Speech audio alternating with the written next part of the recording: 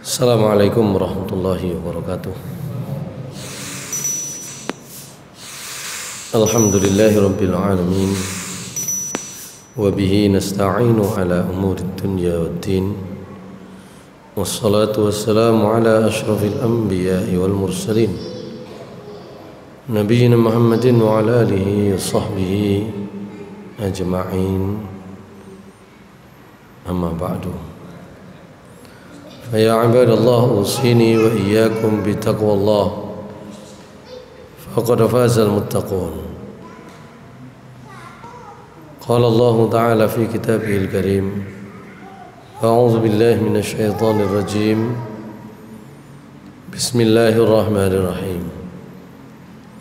يا أيها الذين آمنوا اتقوا الله حق تقاته ولا تموتن إلا وأنتم مسلمون. Sadaqallahul azim. Rabbi shrah li sadri wa yassir li amri wahlul 'uqdatam min lisani yafqahu qawli bi rahmatika ya arhamar rahimin. Masyaallah muslimin, jamaah salat maghrib di Masjid Al-Ikhlas dimuliakan Allah Subhanahu wa taala. Kita lanjutkan kajian kita di bab syarat-syarat sholat. Di antara syarat-syarat sholat yang pertama yang sudah kita bahas adalah mengetahui waktu sholat, mengetahui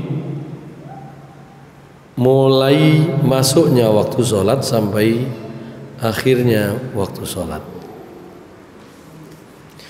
Yang kedua adalah bersuci dari hadas kecil maupun hadas besar. Sementara yang ketiga adalah suci badan, suci pakaian, dan suci tempat. Nah, yang keempat kemarin kita sudah bahas. Yang keempat, bagian yang pertama, yaitu menutup aurat. Dalam bab menutup aurat yang sudah kita bahas adalah aurat kaum laki-laki. Dalam hal sholat, pendapat tentang aurat kaum laki-laki secara umum ada dua. Yang pertama, yang berpendapat dengan pendapat yang minimal didasarkan pada sunnah-sunnah dan sabda Rasulullah SAW,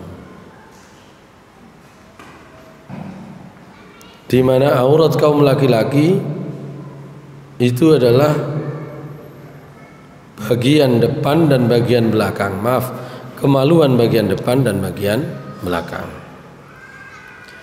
Tapi pendapat berikutnya adalah pendapat yang lebih berhati-hati. Kalau pendapat yang lebih berhati-hati juga didasarkan pada sabda Rasulullah SAW, yaitu antara pusar sampai lutut. Itu yang kedua. Secara jalur periwayatan sanad, pendapat yang pertama itu lebih kuat. Tapi dari sisi kehati-hatian, pendapat kedua lebih banyak dipakai. Itu tentang aurat kaum laki-laki. Nah, sekarang yang berikutnya adalah haddul aurati minal mar'ah, batas auratnya kaum perempuan. Badanul mar'ati kulluhu auratun. Badan atau tubuh kaum perempuan semuanya adalah aurat. Yajibu 'alaiha satruhu ma'adal wajh wal kaffaini. Badan kaum perempuan semuanya adalah aurat yang wajib ditutup kecuali wajah dan dua telapak tangan. Qala Allah Ta'ala, Allah Subhanahu wa Ta'ala berfirman. Ini ada di dalam surat An-Nur. Ayatnya panjang. Bagian yang terkait dengan pembahasan kita, surat An-Nur ayat 31. Ayatnya panjang, tapi bagian yang terkait dengan pembahasan kita, Allah Subhanahu wa Ta'ala berfirman, Bismillahirrahmanirrahim. Wala yubdina zinatahunna illa ma zahara minha. Ay wala yudhhirna mawadhi'az zinati illa al-wajh wal kaffaini. Janganlah kaum perempuan itu menampakkan perhiasan-perhiasan mereka illa kecuali ma dhahara minha, yang memang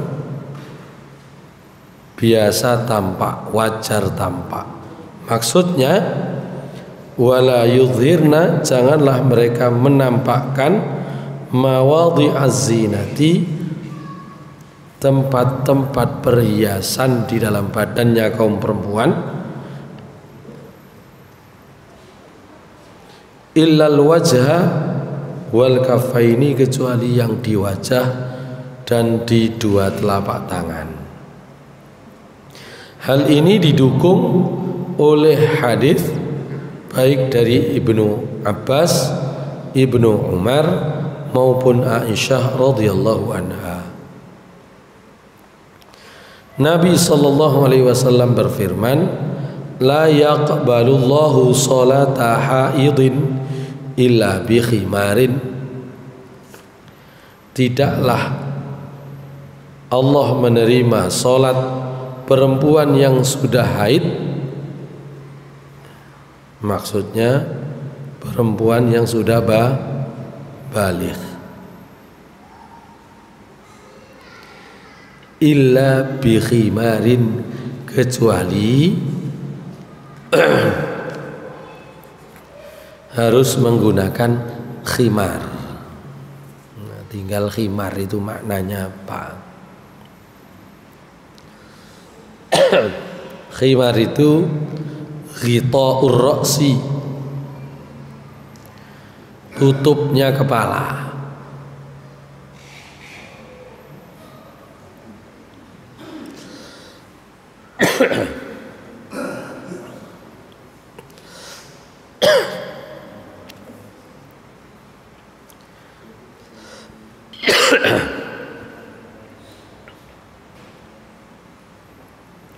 Hadis riwayat khamsah kecuali Nasa'i, disahihkan oleh Ibnu Khuzaimah dan Hakim. Imam Tirmidzi mengatakan hadis ini hasan.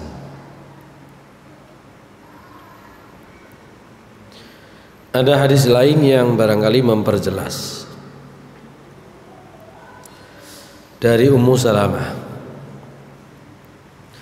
Ummu Salamah ini bertanya kepada Nabi sallallahu alaihi wasallam,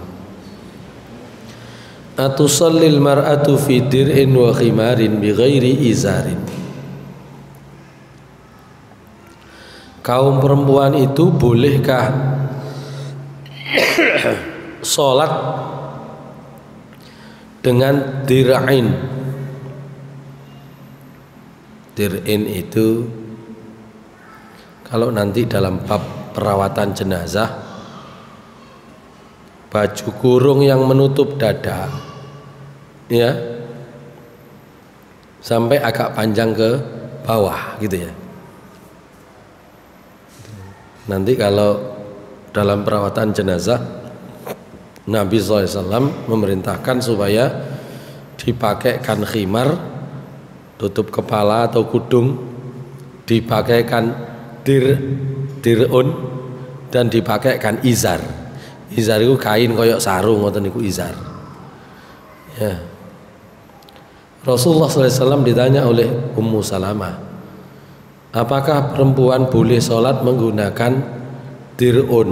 Kalau baju, gampangnya sekarang dirun itu diartikan baju kurung, nah, gitu ya. Baju perempuan yang menutup dada, ya. Wa khimar, dan penutup kepala. Khimar itu bukan penutup wajah, tapi penutup kepala.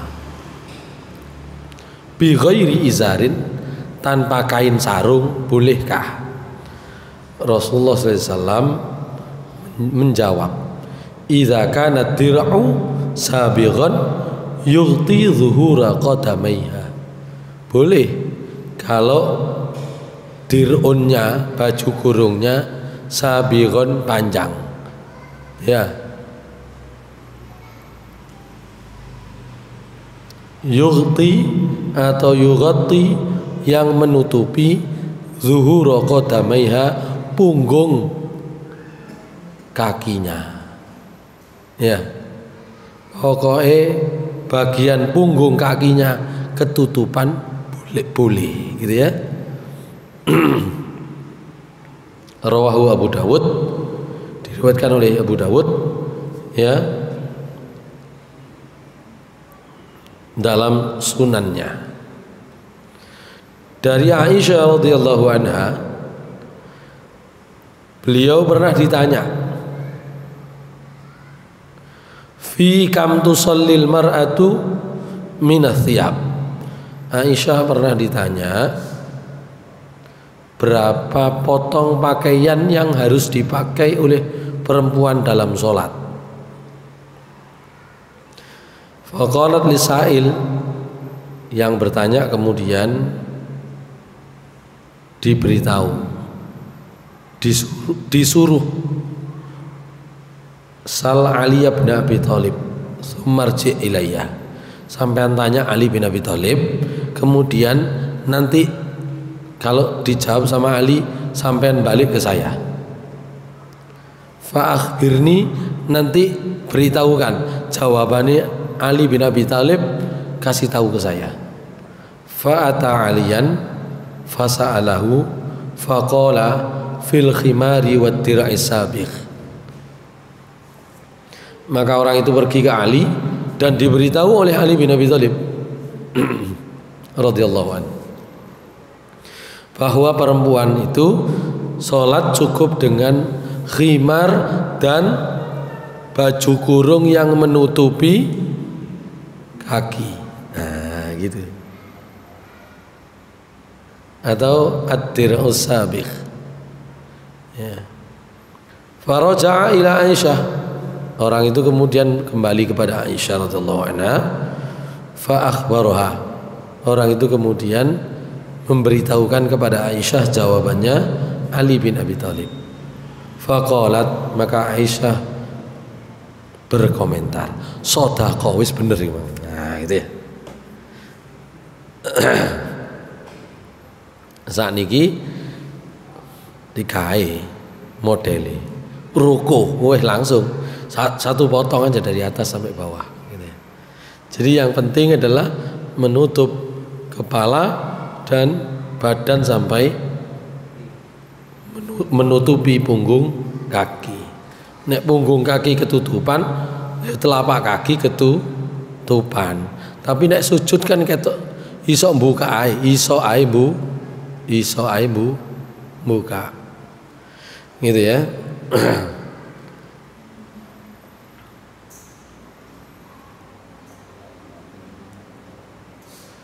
Itu batas aurat kaum perempuan. Bahasannya adalah di dalam sholat. ma yajibu minas thiyab wa ma yustahabbu minha.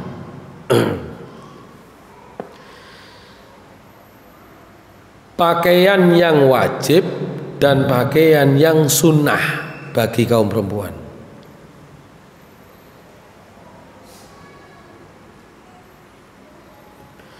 Ma yustahabbu minha, al wajibu minas thiyab ma yasturul aurah. Pakaian yang harus dipenuhi adalah pakaian yang menutupi aurat. Wa in kana satiru dayyiqan, meskipun pakaiannya sempit. Sempit loh nggih, bukan ketat. Meskipun pakaiannya sempit.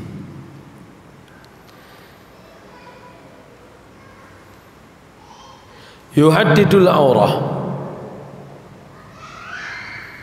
Fa in kana khafifan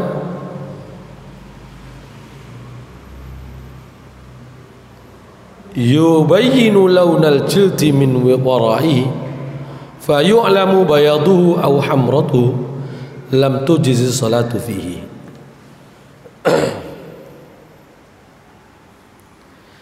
Meskipun pakaian itu sempit, yang penting membatasi aurat, menutupi aurat. Tapi jika pakaian yang sempit itu khafif, atau mungkin nggak sempit, pokoknya pakaiannya ada kok khafif. Khafif itu ringan, maksudnya tipis. Yubayyinu launal jildi min wara'ihi, di mana pakaiannya itu bisa menampakkan warna kulit dari belakang pakaian. Fayu'lamu bayaduhu aw hamratuhu, sehingga diketahui, sehingga bisa dilihat warna kulitnya putih ta, abang ta, ireng ta kulite. Lam tujzi shalah fihi, maka sholat tidak boleh pakai pakaian tersebut. Wa tajuzu sholatu fi thawbil wahid, demikian pula sholat itu boleh pakai satu pakaian saja. Kama taqaddama fi hadits Salmah ibnil Aqwa, sebagaimana yang sudah lalu hadisnya Salamah bin al-Aqwa. Ini termasuk kaum laki-laki, berarti sama ya, kaum laki-laki. Wa an Abi Hurairah anna Rasulullah sallallahu alaihi wasallam su'ila 'anis salati fi thawbin wahid faqala awa likullikum thawbani, rawahu Muslim wa Malik wa ghairuhuma.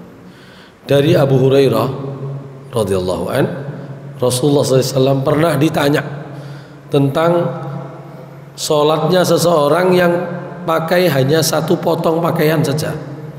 Nabi kemudian menjawab, opo sak ben wong iku duwe klambi minimal loro. Nah, gitu ya. Apakah setiap orang di antara kalian itu mesti punya dua pakaian, dua potong kain? Maka artinya boleh saja pakai satu pakaian, pakai satu kain, yang penting menutup aurat. Apakah itu laki-laki ataupun perempuan. Hadis riwayat Muslim, Malik, Bukhari, Abu Dawud, Nasai, dan Ibnu Majah. Tapi wa yustahabbu ayyusalliya fi thawbaini aw aktsar, tapi disunahkan orang itu pakai pakaian lebih dari dua potong pakaian, atau bahkan lebih dari dua potong atau lebih, maaf. Wa ayyatajammala wa yatazayyan ma amkana dzalik, bahkan bila perlu disunahkan untuk pakai pakaian yang bagus, ya, pakai pakaian yang bagus. Wa ayyatazayyan, bahkan pakai pakaian yang indah. Ma amkana dzalik, selama itu mungkin. Ya padha karo nek kate teko acara buwu niku lho. Teko buwu kan api-api klambine. Ya.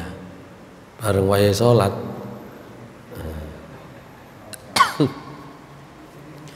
Baik.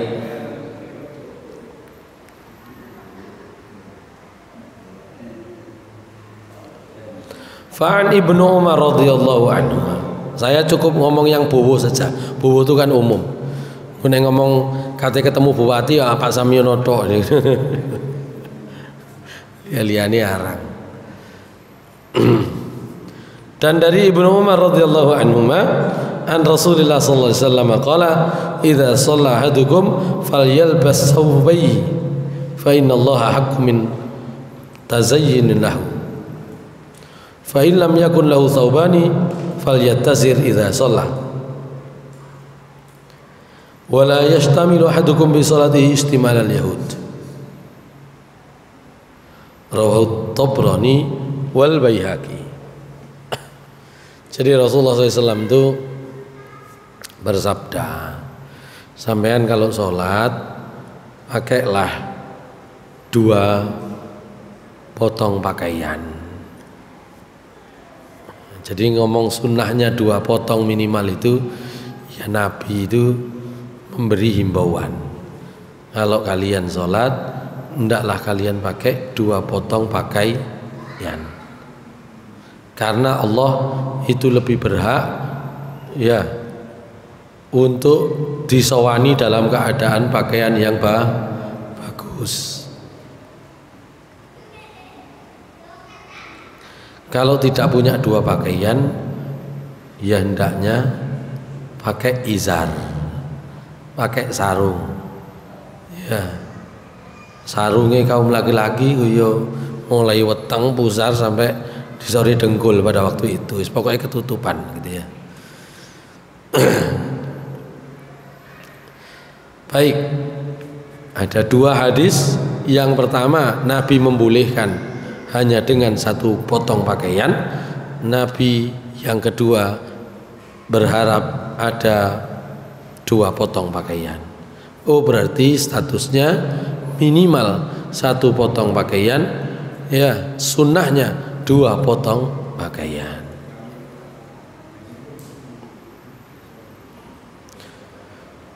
Baik, kita lanjut.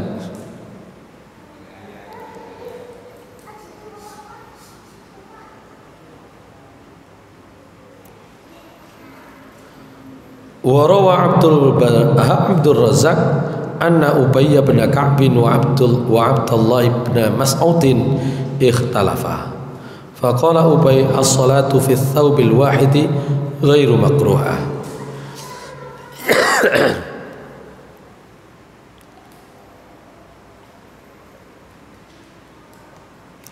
Wa qala Ibnu Mas'ud innama kana dzalika wa fi thiyabi qillatun. Faqama Umar ala al-mimbar. Faqala al-qawlu ma qala Ubay wa lam ya'lu Ibnu Mas'udin.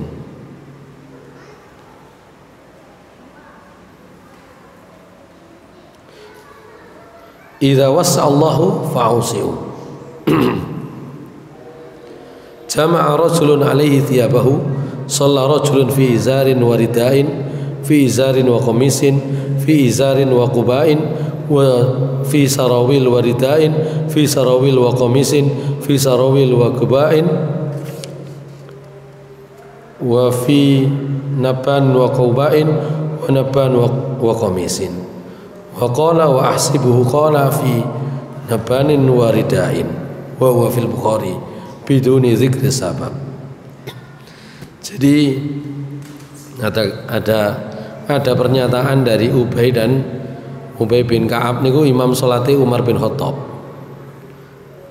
Imam salat yang ditunjuk oleh Umar pada masa beliau. Dan Abdullah bin Mas'ud. Kata Ubay bin Ka'ab, salat dengan 1 baju, 1 pakaian itu khairu makruha. Ya. tidak dibenci, kau popo. Tapi Ibnu Mas'ud iku nek gak duwe klambi, ngono karepe. Kata Ibnu Mas'ud. Maka dalam hal ini Umar bin Khattab akhirnya berdiri di mimbar menjelaskan bahwa syarat minimalnya seperti yang disampaikan oleh Ubay bin Ka'ab. Itu kata Umar. Tapi kata Ibnu Mas'ud, yo ojo sakmono tok gitu ya. Maka maksudnya jika kalian punya pakaian, punya kelonggaran dalam hal pakaian, yo sing longgar. Yo nek duwe celana karo klambi, yo celana karo klambi. Nek duwe sarung karo klambi, yo sarung karo klambi. Nek duwe jubah tok, yo kau popo. Gitu ya. Kan sekarang kan gitu ya. Polosan jublah tok. Sami tutup disor. Ndukure kemiren gitu ya. Tapi tetap kalau bisa ya 2 potong pakaian atau lebih. Gitu ya. Baik.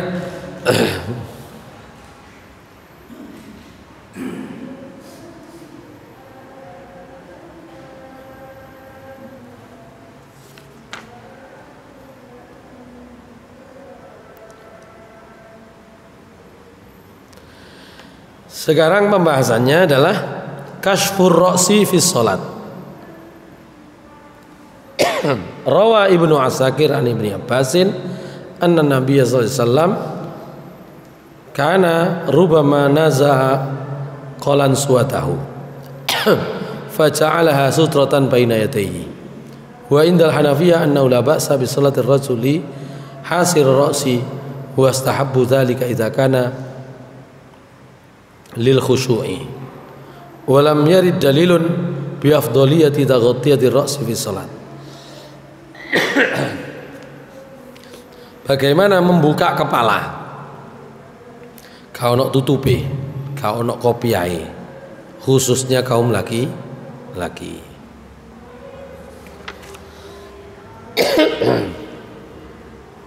Ini pembahasan rupanya disengaja oleh Sayyid Sabiq untuk menegaskan bahwa dereng balik suaranya ini. Ini udah agak lumayan, besok metu suaranya. Pembahasan ini sengaja dibuat oleh Sayyid Sabiq untuk menafikan, untuk membantah pendapat bahwa sholat itu kudu gawe kopiah, gitu ya, atau tutup kepala.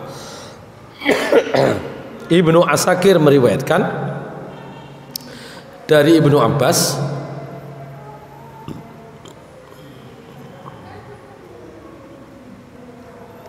Nabi sallallahu alaihi wasallam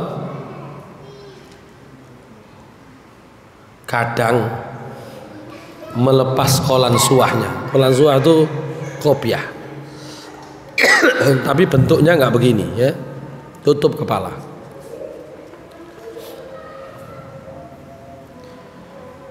Dan itu dipakai oleh Rasulullah SAW untuk sutroh sholat, batas sholat.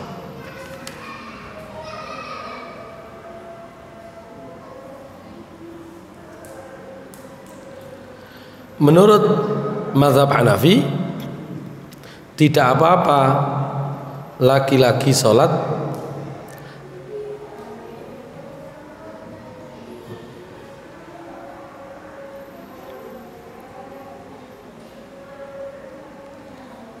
dengan menggunakan tutup kepala jika hal itu untuk menambah khusyuk.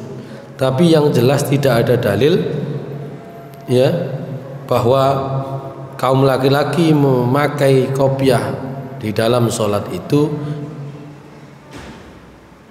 ada afdoliyahnya, ada sunnahnya, ada itu nggak ada dalil. Ya. Jadi intinya pakai penutup kepala atau tidak itu tidak ada afdoliyahnya. Kalau secara praktek afdolnya itu rapi, ya. Tapi kalau afdol itu didasarkan pada dalil, kata Said Sabiq tidak ada dalilnya, gitu ya. Untuk tutup kepala.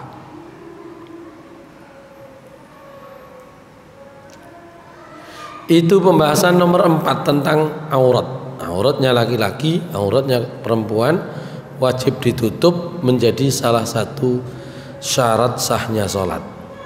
Yang kelima, syarat sah sholat yang kelima adalah istiqbalul kiblah, menghadap kiblat. Ittafaqal ulama ala annahu yajibu 'alal musalli ay yastaqbilal masjidil haram inda shalah. Sepakat para ulama, orang yang sholat itu wajib menghadap ke Masjidil Haram berdasarkan firman Allah Subhanahu wa taala di dalam surat Al-Baqarah ayat 144. Bismillahirrahmanirrahim. Fawalli wajhaka syatral masjidil haram wa haitsu ma kuntum fawallu wujuhakum syatrah. Maka hadapkanlah wajahmu ke arah Masjidil Haram, dan dimanapun kalian berada, hadapkanlah wajah kalian ke arahnya di dalam sholat, ya.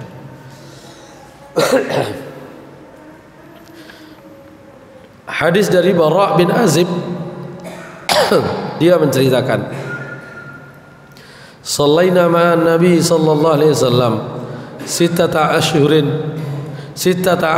syahran atau 17 syahran nahwa Baitul Maqdis thumma sarafna nahwal Ka'bah. Rawahu Muslim. Kata Bara' bin Azib, kami dulu sholat menghadap Baitul Maqdis selama 16 atau 17 bulan. Kemudian setelah itu kami berpaling menghadap ke Baitullah, Masjidil Haram. Menghadap Ka'bah, maaf. Menghadap Ka'bah. Cuma ada persoalan. Menghadap Ka'bah itu kan ketok. Nek gak ketok ya apa? Nah, di sini pembahasan itu dilanjutkan. Hukmul musyahid lil Ka'bah wa ghairil musyahid laha. Hukumnya orang sholat langsung menghadap melihat Ka'bah dan yang tidak bisa melihat Ka'bah. Kalau hadisnya Bara', para sahabat menghadap Ka'bah. Al-musyahid lil Ka'bah yajibu alayhi yastaqbila 'ainaha walladhi la yastati'u musyahadataha yajibu alayhi an yastaqbila jihataha lianna hadha huwa al-maqdur alayhi wa la yukallifu Allahu nafsan illa wus'aha. Bagi orang sholat yang langsung bisa melihat Ka'bah, wajib melihat Ka'bah, wajib mengarahkan wajah dengan melihat Ka'bah. Tapi bagi orang yang tidak mungkin, tidak bisa, terhalang melihat Ka'bah, ia berarti menghadap ke arah Ka'bah. Karena sesungguhnya Allah tidak akan memaksa seseorang untuk menyaksikannya, dan karena itu dia cukup dengan menghadap ke arahnya.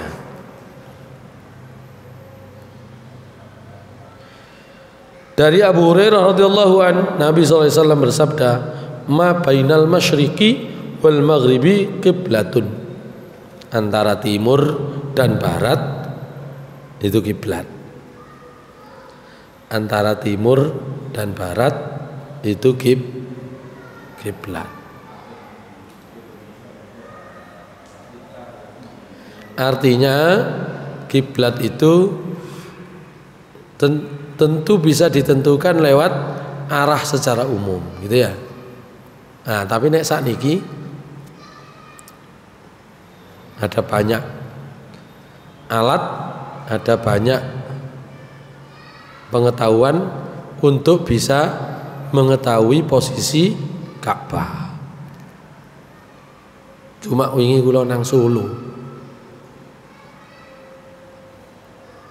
coba nggawe aplikasi kaya ndeloke niku kirangan ngantuk, kirangannya napa ya? Ya aplikasi kiblah online. Oh, arek rono. Pun sedina sewengi salat ping pira wingi? Kali Ibu Naila kali Hafid. Bareng baru suwe-suwe masuk hari kedua wis bengi, Mas, kiblatnya ternyata sebaliknya. Ngadepe rono dadakno kula wingi kula pikir goleki tondo nang nggone hotel kan mesti enten tondone. Kak ono tondo nisingan ya mungkin rada mari nyopir suwe gak ketok. Nah, akhirnya masang ini yo gak pas. Salat nang jero ngadepi ngetan. Nang jero hotel. Bareng semerap persis ngadepnya sebaliknya. Maka nanti yang berlaku ya kembali ya kepada ayat pinten niku? Ayat 115 dari surah Al-Baqarah. Iya. 115 ya. Surah Al-Baqarah 115. Pak Matris nopo?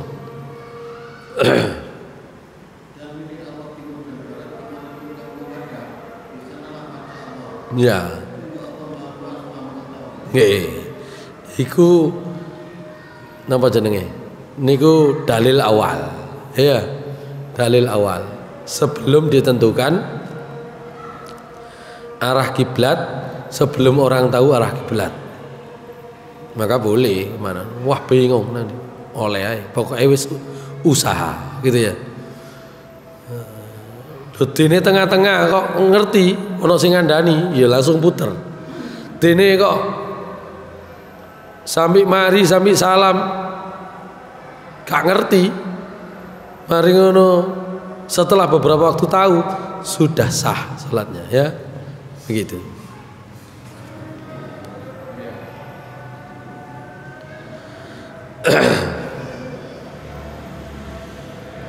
Antara timur dan barat itu kiblat itu bagi penduduk Madinah. Posisi Madinah itu kan ngoten.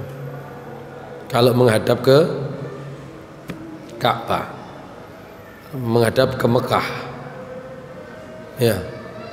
Madinah niku posisine lore Mekah. Lore Mekah. Berarti ngadep ngidul. Kalau ngadep ngidul berarti kata Rasulullah SAW Ka'bah itu antara timur dan barat. Gitu. Pun dipraktekno nang kene. Ya, enggak sama. Antara timur dan barat mau arep padha prono enggak bisa. Ini nanti disesuaikan. Oleh karena itu, amma ahlu Misra fa qiblatuhum bainal masyriq wal janub. Adapun penduduk Mesir kiblatnya antara arah timur dan selatan. Gawe wong Mesir. Gawe wong Mesir kiblate niku antara arah timur dan selatan. Jenenge arah timur antara timur dan selatan napa? Tenggara.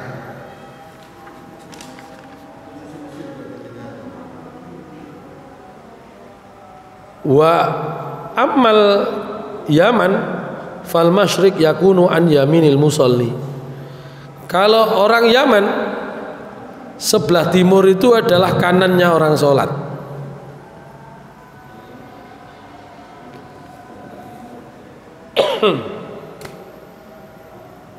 Sebelah timur adalah kanannya orang sholat. Yaman itu posisinya di selatan, berarti menghadap utara.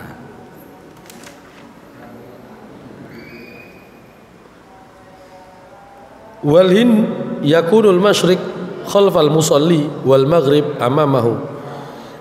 India termasuk Indonesia, timur itu ada di belakang, barat itu ada di depan. Gitu. Ini secara umum. Nek wis ketemu ono kompas macam-macam, ya disesuaikan dengan ilmu yang bisa diketahuinya, begitu ya. Baik.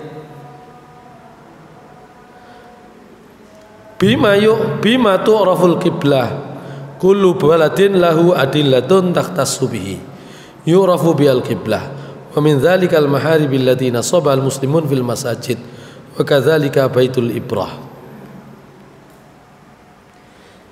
Jadi setiap negara itu punya petunjuk-petunjuk yang khas untuk mencari tahu kemana arah kiblat. Oleh karena itu kalau bikin masjid itu tandanya gampang. Lihat mihrabnya itu arah kiblat gitu ya. Niki bikin mihrab niki lho. Niku sing masjid lawas ana mihrabe ngene. Masjid sing anyar minimalis gak ana mihrabe. Lemahe terbatas gitu ya.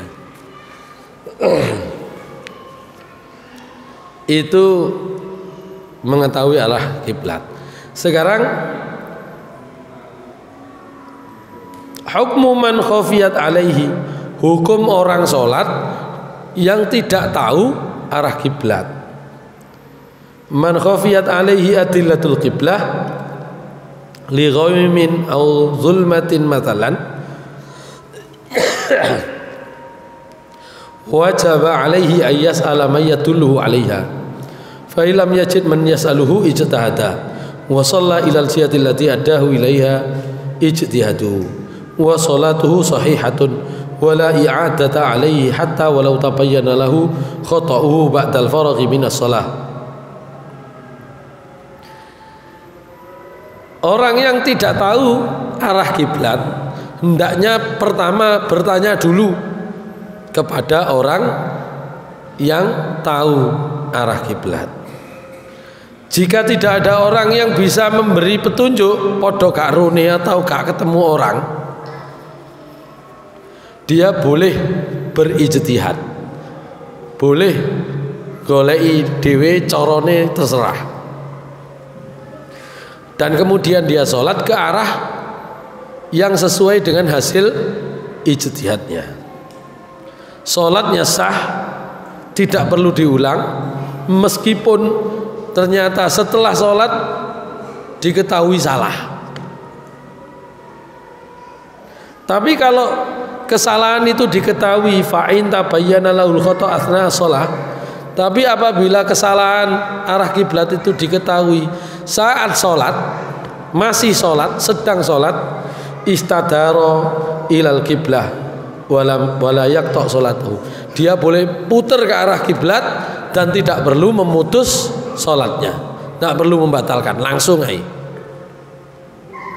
Dari Ibnu Umar radhiyallahu anhuma, dia pernah menceritakan baina man-nasu bi Quba'in fi sholati subhi id ja'ahum atin faqala inna nabiyya sallallahu alaihi wasallam qad unzila alaihi lailah Qur'anun wa qad umira ay yastaqbilal Ka'bah fastaqbiluha wa kanat wujuhum ila Syam fastadaru ilal Ka'bah, muttafaqun alaih.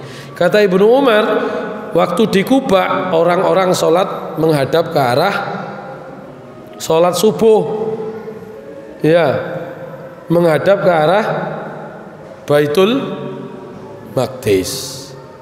Kemudian tiba-tiba ketika orang-orang sedang sholat, datanglah seseorang kemudian menyampaikan bahwa Nabi SAW mendapatkan wahyu dan diperintah untuk menghadap kiblat. Maka kemudian orang menghadap ke arah kiblat semua, muter, ya.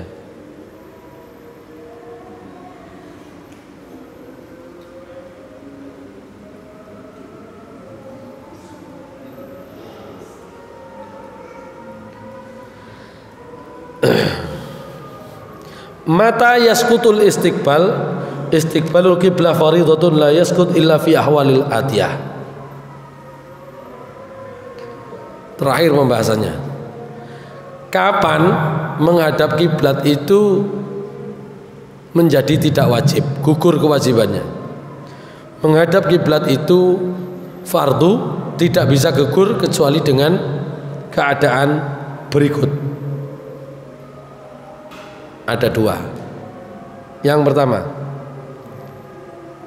sholatun nafli lirraqib, yajuzu lirraqib ayyatanaffala ala rahilatihi yumi'u birruku'i was sujud wa yakunu sujudu akhfadu min ruku'i wa qiblatuhu haitsu ittajahat dabatuhu. Orang sholat sunnah di atas kendaraan. Orang sholat sunnah di atas kendaraan itu gak peduli arah kiblat. Tergantung semuanya terhadap kendaraannya. Mau menghadap kemana-mana itu boleh. Karena Rasulullah SAW pernah sholat di atas kendaraan beliau menghadap ke arah kendaraannya itu melaju, gitu ya.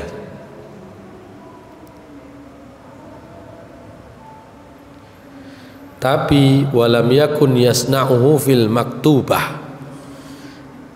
Itu sholat Nabi kalau sholat sunnah. Kalau sholat wajib mandek biasanya Nabi itu. Di atas kendaraan mandek. Sholat sunnah itu kalau beliau di atas kendaraan terus. Tapi kalau sholat wajib beliau di atas kendaraan mandek sholat nang disor. Cuma persoalannya saiki wong nang Jakarta kendaraan ini melok, ya itu keadaan yang berbeda. Kalau seharusnya kita bisa mengukur. Caranya mengukur gimana? Takon neng supire. Nanti berhentinya di mana? Jam berapa? Berhenti dan waktu itulah turun sholat fardu. Itu kalau bis. Kalau kereta ekonomi beda lagi. Ya, gak iso kan lerene gak jelas lerene. Gitu ya. Sampean ngali nggone tinggoni wong. Kalau dulu begitu ya. Maka tetap berlakulah ya, tidak dipaksa orang melakukan kecuali yang dia bisa.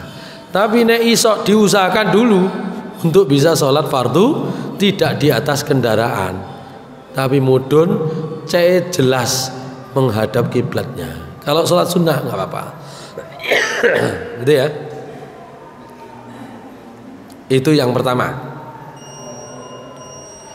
Yang kedua, tidak menghadap kiblat itu juga boleh. Kewajiban menghadap kiblat itu gugur bagi orang yang mukrah wal marid wal khaif. Wong sing dipaksa, wong sing loro, orang yang sakit, orang yang dipaksa, dan orang dalam keadaan takut. Al khaif wal mukrah wal marid yajuzu lahumus shalah li ghairil qiblah idza ajazu an istiqbaliha. Fa inna Rasul sallallahu alaihi wasallam yaqul idza amartukum bi amrin fa'tu minhu mastata'tum. Dalil umum, boten enten dalil khusus. Dalil umumnya, jika saya perintahkan kalian untuk melakukan satu perkara, maka lakukan sesuai dengan kemampuan kalian. Wong dipaksa wis oleh sholat tapi ngadep rono, nah, misalnya nek gak ngono tak kebuki kan misalnya boleh gitu ya.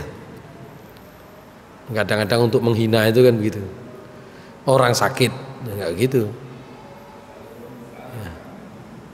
Dan termasuk dalam keadaan takut. Apakah takut itu karena misalnya kalau dulu itu dalam keadaan takut itu dalam keadaan perang, atau kalau sekarang nggak perlu perang, tapi dalam keadaan takut itu dalam keadaan bencana, musibah, golek nggon uangel, ya, susah, maka dibolehkan. Itulah pembahasan tentang syarat-syarat sholat. Maaf, syarat-syarat sholat. Ada 4 pembahasan. Lah iya, kalau di atas pesawat ya sesuai dengan kemampuannya. Makanya nek dalam mazhab Syafi'i boten engko di napa jenenge? Dalam mazhab Syafi'i nanti di kodok gitu ya. Di kodok. Langsung kok ae kodok takbers. Itu ya. Dalam mazhab Syafi'i. Karena syaratnya tidak terpenuhi. Ya, syaratnya tidak terpenuhi, enggak iso salat. Yang boleh salat sunnah. Nah, gitu ya. Nah, salat wajib Nabi nggak pernah melakukan. Jadi itu yang membuat ada perbedaan. Kalau kita kan sholat ayo, gitu. Nah, mereka enggak, kodok ayo oleh. Dalilnya kemarin sudah ya sempat disinggung ya. Kodok sholat dalam keadaan perang. Ya, ngerangkep 5, rangkep 4 waktu sholat, gitu ya. Baik, itu syarat sahnya sholat. Insya Allah cukup. Saya nanti mau geser. Aku lu qouli hadza wa astaghfirullah li wa lakum minal ghafurur rahim. Wabillahi taufiq wal hidayah. Assalamualaikum warahmatullahi wabarakatuh.